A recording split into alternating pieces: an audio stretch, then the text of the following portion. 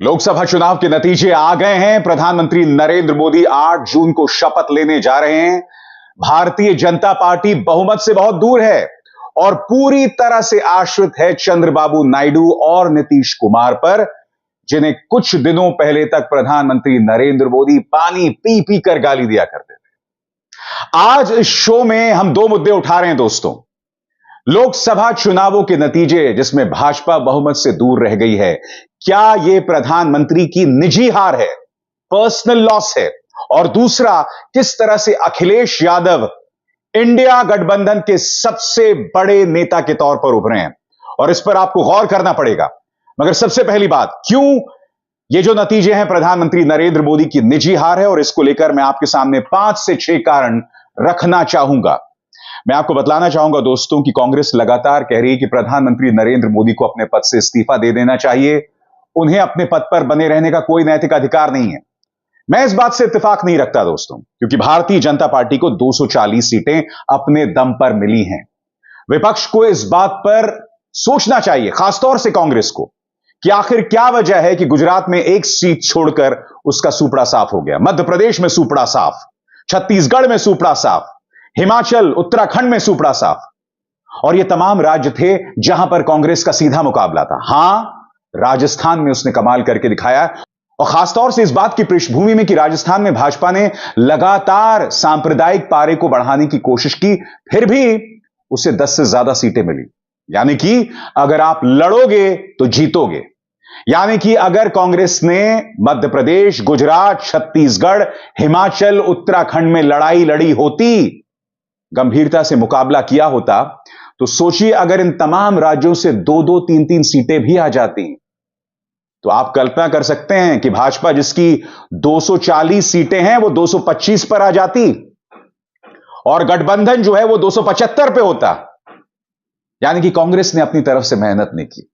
इसलिए मैं नहीं मानता हूं कि प्रधानमंत्री नरेंद्र मोदी को इस्तीफा देना चाहिए, मगर यह उनकी निजी हार है, और मैं आपको बताता हूं क्यों। 5 से 6 कारण आपकी स्क्रीन पर। सबसे पहला कारण, भाजपा का घोषणा पत्र। याद कीजिए दोस्तों, घोषणा पत्र में 1 नहीं 2 नहीं 67 बार, 67 टाइम्स मोदी की गारंटी का जिक्र था। यानी कि इस पूरे चुनाव में सिर्फ और सिर्फ प्रधानमंत्री नरेंद्र मोदी चेहरा थे, कोई और नहीं। और अगर बावजूद इसके अगर आपकी 60 सीटें कम हो जाती हैं और आप बहुमत से 30 सीटें दूर रह जाते हैं, तो यह प्रधानमंत्री की निजी हार है या नहीं है, मुझे बताइए। क्योंकि हम नहीं भूल सकते कि प्रधानमंत्री के पक्ष में एजेंसीज थी, प्रधानमंत्री के पास अकूत पैसा था, कांग्रेस कंगाल हो गई थी, लड़ने के लिए पैसे नहीं थे, विपक्ष के नेता जेल में थे, 2-2 मुख्यमंत्री जेल में थे, और ऊपर से सिर्फ प्रधानमंत्री का भजन कर रही थी न्यूज चैनल्स, गोदी मीडिया सिर्फ उनका भजन कर रही थी। यानी कि सिर्फ और सिर्फ प्रधानमंत्री का चेहरा न सिर्फ भाजपा के घोषणा पत्र में, बल्कि न्यूज चैनल्स में, तमाम होर्डिंग्स में, तमाम पेट्रोल पंप्स में, आपके कोविड वैक्सीन पत्र में भी, तमाम जगहों पर सिर्फ प्रधानमंत्री दिखाई दे रहे थे, उनका चेहरा दिखाई दे रहा था। बावजूद इसके अगर उनकी 60 सीटें कम हो रही हैं, तो बताइए ये उनकी निजी हार है या नहीं है? दूसरी बात, और ये बहुत जरूरी बात है दोस्तों, प्रधानमंत्री ने इन चुनावों में तापमान को लगातार बढ़ाया। किस तरह की शब्दावली का इस्तेमाल किया? मांस, मछली, मुर्गा, मुसलमानों को घुसपैठिया, पूरी तरह से जहर उगला, ज्यादा बच्चा पैदा करने वाला, और न जाने क्या क्या। और फिर बात वहां नहीं रुकी, बात मुजरे तक आ गई। सुनिए उन्होंने क्या कहा था। इंडिया अलायंस को अपने वोट बैंक की गुलामी करनी है तो करें, उनको वहां जाके मुजरा करना है तो भी करें, उनको वहां जाके मुजरा करना है तो भी करें, उनको वहां जाके मुजरा करना है तो भी करें। देश की जनता ने उनकी इस भाषा को नकार दिया। मैं आपसे सवाल पूछना चाहता हूं, इस भाषा के बावजूद अगर आपको जनता ने 300 से ज्यादा सीटें नहीं दी भाजपा को, तो इसका क्या अर्थ माना जाए? यानी कि जनता आपके सुरों से इत्तेफाक नहीं रखती। यह क्या बतला रहा है? यह आपकी निजी हार है या नहीं है? कारण नंबर 3 आपके स्क्रीन पर, इन चेहरों पर गौर कीजिए। तमाम मोदी के मंत्री थे और इन सबको हार का सामना करना पड़ा है। Smriti Irani, Ajay Mishra Teni, Arjun Munda, Kailash Choudhary, Sanjeev Balyan, Mahendra Nath Pandey, Kaushal Kishore, Rajeev Chandrasekhar, Sadhvi Niranjan Jyoti, Bhanu Pratap Singh Verma, Kapil Moreshwar Patil, R K. Singh, V Muraleedharan, L Murugan, Rao Saheb Dadarao Danve, Subhash Sarkar, ये तमाम जो थे वो मंत्री थे। मंत्री थे या नहीं प्रधानमंत्री बताइए? आपके मंत्रियों की इतनी बड़ी तादाद में हार हुई है, यानी कि आपके गवर्नेंस पर सवाल है। यह आपकी निजी हार है या नहीं है बताइए प्रधानमंत्री। अगला कारण आपके स्क्रीन पर याद कीजिए, जब राहुल गांधी ने रायबरेली से चुनाव लड़ने का मन बनाया था तब प्रधानमंत्री ने क्या कहा था राहुल गांधी को? डरो मत, डरो मत, डरो मत। नतीजा क्या हुआ? अमेठी से किशोरीलाल शर्मा को उतारा जाता है और स्मृति ईरानी बुरी तरह से हारती हैं। यानी कि राहुल गांधी उतरते तो और भी बुरी तरह से हारते। यानी कि जिस राहुल गांधी को आपने ताना दिया, डरो मत कहा, उन्हीं के परिवार से जुड़े एक सदस्य ने स्मृति ईरानी को हरा दिया। और बात यहां नहीं रुकती है। राहुल गांधी रायबरेली से करीब 4 लाख वोटों से जीते, वायनाड से 4 लाख वोटों से जीते, मगर प्रधानमंत्री ये मत भूलिए, बनारस से लगातार कहा जा रहा था कि आप 7 लाख वोटों से जीतेंगे, मगर आप बमुश्किल 1.5 लाख वोटों से जीते। तो मेरा सवाल यह कि ये एक निजी हार है या नहीं है? यानी कि राहुल गांधी की जीत आपसे बड़ी जीत थी। और एक और कारण आपके स्क्रीन पर, अयोध्या, वो अयोध्या जहां से आपकी राजनीति की शुरुआत होती है। धर्म के नाम पर वोट मांगते हैं। राम मंदिर प्राण प्रतिष्ठा में कौन दिखा था? सिर्फ प्रधानमंत्री नरेंद्र मोदी। बावजूद इसके फैजाबाद ने आपको हार दिखाई, हार का चेहरा दिखलाया।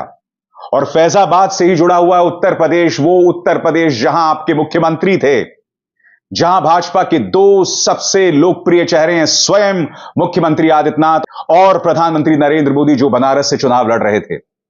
इसके बावजूद उत्तर प्रदेश में आपको करारी हार का सामना करना पड़ा। यह आपकी नैतिक हार है या नहीं है? और फिर कौन भूल सकता है मणिपुर। मणिपुर में दोनों सीटों पर कांग्रेस को जीत मिली है। वो मणिपुर जिसने सवालिया निशान उठाया था, वो मणिपुर जिसके मुख्यमंत्री को आपने नहीं हटाया, उससे आपके दोहरे मापदंड सामने आए। वो मणिपुर जिसने डबल इंजन सरकार की पोल खोल कर रख दी। अब आप बताइए दोस्तों, यह प्रधानमंत्री नरेंद्र मोदी की निजी हार है या नहीं है? मैं स्पष्ट कर दूं, मैं विपक्ष से इस बात को लेकर इत्तेफाक नहीं रखता कि प्रधानमंत्री को अपने पद से इस्तीफा देना चाहिए या फिर यह प्रधानमंत्री की नैतिक हार है, मगर यह आपकी निजी हार प्रधानमंत्री जरूर है। नैतिकता के सवाल जरूर उठ रहे हैं और आप इससे मुंह नहीं मोड़ सकते। आपको चुनौती के तौर पर वो शख्स सामने उभर कर आ रहा है जिसे बदनाम करने की कोई कसर पिछले 20 सालों से नहीं छोड़ी गई, राहुल गांधी। और राहुल गांधी का साथ दे रहे थे अखिलेश यादव, लगातार साथ दे रहे थे अखिलेश यादव। और यकीन मानिए दोस्तों, इस वक्त इंडिया गठबंधन से सबसे बड़े नेता के तौर पर अखिलेश यादव सामने उभर कर आए हैं। और अखिलेश यादव की खास बात यह थी कि भीड़ में उनकी क्या दीवानगी थी। देखिए, प्रयागराज में राहुल गांधी के जब वो साथ थे, किस तरह से पागल हुई जा रही थी भीड़, किस तरह से दीवानी हुई जा रही थी भीड़। और इसी भीड़ के बारे में प्रधानमंत्री ने कहा था कि 300 रुपए में लोगों को लाया जा रहा है। मैं प्रधानमंत्री से पूछना चाहता हूं, बगैर पैसे के मीडिया भी इनके खिलाफ था, फिर भी अगर 43 सीटें अखिलेश को मिल रही हैं तो यह क्या बता रहा है? यह क्या बता रहा है प्रधानमंत्री? क्या आप इस बात से मुंह मोड़ सकते हैं? आप कह रहे थे भीड़ 300 रुपए की थी। अखिलेश को देखने भीड़ जो है वो आतुर थी। और साथ ही अखिलेश जिस सहज अंदाज में अपनी बात कह रहे थे, 2-3 मिसाल मैं आपको देना चाहता हूं दोस्तों। जैसा कि आप जानते हैं कि फैजाबाद से अवधेश प्रसाद की जीत हुई है।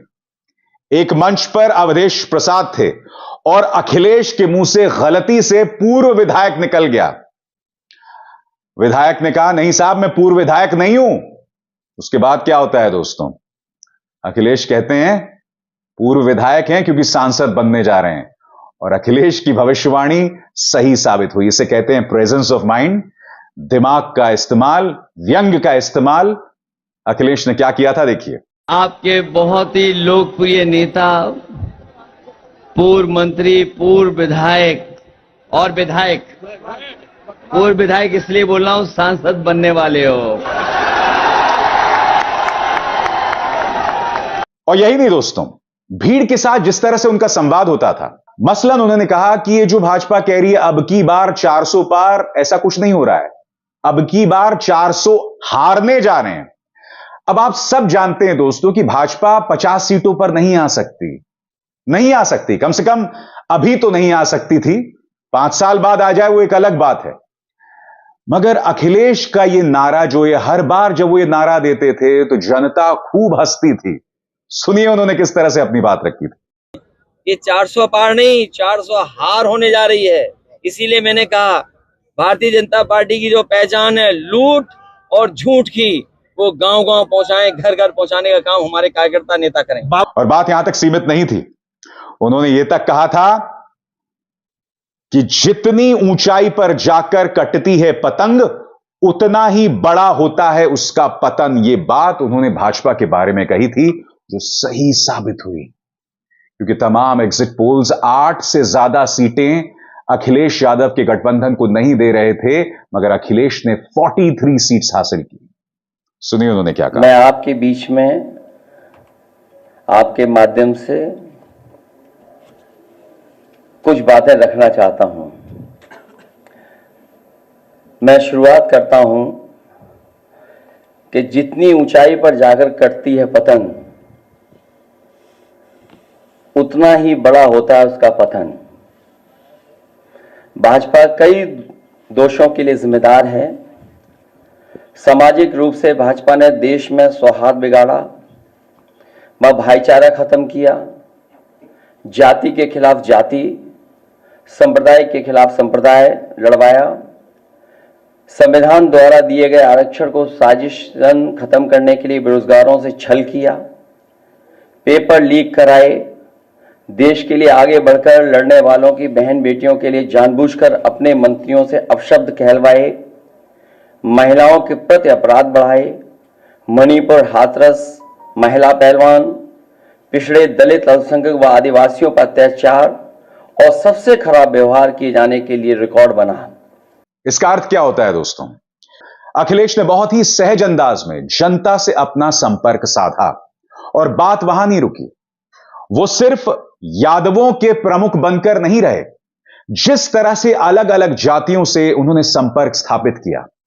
जब आकाश आनंद को मायावती जी ने बाहर कर दिया था, तब इस मुद्दे को लगातार अखिलेश यादव उठा रहे थे। वो कह रहे थे कि बहन जी में अब वो बात नहीं रही। मायावती अपनी पार्टी के अंदर जो बुलंदी से दलितों की बात कर रहा है उससे हटा रहे हैं, इसीलिए अगर दलित उन्हें वोट देंगे तो अपना वोट खराब करेंगे। नतीजा क्या हुआ? नतीजा यह हुआ कि दलित इंडिया गठबंधन की तरफ देखने लगा, दलित देखने लगा कांग्रेस की तरफ। और कांग्रेस जिसे खुद को आधा दर्जन उत्तर प्रदेश में सीटें मिली हैं, वो कहीं ना कहीं अखिलेश यादव की वजह से हैं। कांग्रेस ने जो उत्तर प्रदेश में वापसी की है, यह बहुत मायने रखता है। इसने भविष्य के लिए गठबंधन की नींव तैयार कर दी है। 2027 में, आज मैं दावे के साथ कह रहा हूं दोस्तों, अखिलेश यादव एक बहुत बड़ी चुनौती पेश करने वाले हैं। अगले 3 साल में कुछ भी हो सकता है। इन 3 साल में क्या घटनाक्रम होता है हम नहीं जानते, मगर आज के हिसाब से अखिलेश यादव एक बहुत गंभीर चुनौती पेश कर रहे हैं। और इस वक्त सिर्फ टव्वल चल रहा है बीजेपी के अंदर। बीजेपी के अंदर Gujarat lobby versus Uttar Pradesh lobby. सवाल किया जा रहा है कि अमित शाह क्यों दखल दे रहे हैं, कौन है अमित शाह, क्यों प्रताड़ित किया जा रहा है मुख्यमंत्री आदित्यनाथ को, यह सवाल किए जा रहे हैं। और यह कहा जा रहा है कि जो हार हुई है उत्तर प्रदेश में, इसका ठीकरा आप मुख्यमंत्री आदित्यनाथ पर कैसे फोड़ सकते हैं? सभी टिकटों का बंटवारा तो अमित शाह ने किया। ओम प्रकाश राजभर के साथ जो गठबंधन हुआ है वो तो अमित शाह की वजह से हुआ है। मुख्यमंत्री आदित्यनाथ उसके खिलाफ थे। ये लगातार मुख्यमंत्री आदित्यनाथ से जुड़े हुए लोग कह रहे हैं। ये तमाम चीजें हैं जिसकी वजह से बीजेपी के अंदर सिर्फ टव्वल है, और दूसरी तरफ इंडिया गठबंधन हर गुजरते लम्हे के साथ मजबूत होता जा रहा है। इसीलिए मैं कह रहा हूं दोस्तों, अगले 5 साल की सियासत बहुत दिलचस्प होने वाली है। प्रधानमंत्री नरेंद्र मोदी के लिए चुनौतियां लगातार बढ़ेंगी, और उत्तर प्रदेश में एक चेहरा सामने उभरा है जिसका नाम है अखिलेश यादव, जो अब अपने पिता की छांव, उनकी छवि से बाहर निकलकर राजनीति में एक गंभीर खिलाड़ी के तौर पर दस्तक दे रहे हैं। अभिसार शर्मा को दीजिए इजाजत।